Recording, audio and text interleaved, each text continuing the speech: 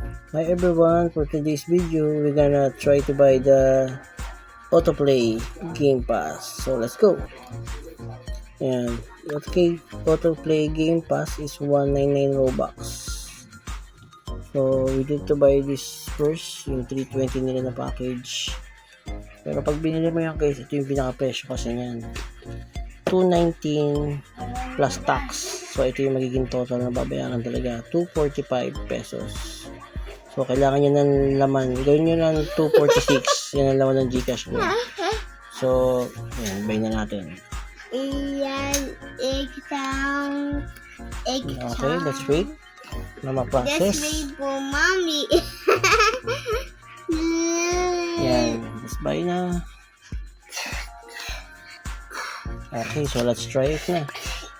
So, yan. Super auto nakalagay sa gilid. Para mag-auto-pay na siya. Ang kagandahan nito, auto climb, auto get the trophy, win, tapos auto jump din. Ang medyo hindi ko lang nagustuhan dito sa next update nila, mabago, ay yung madadaanan din sa yung crystal. Kasi nilalagpas din nila, di ba may crystal? So ayun, madadaanan lang. So imamanual mo pang pumunta doon para lang na makuha yun. Pero okay na rin ito.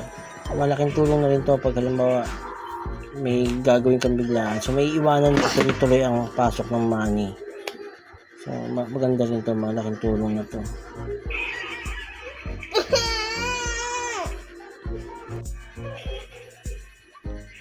So ayan guys, auto claim na siya.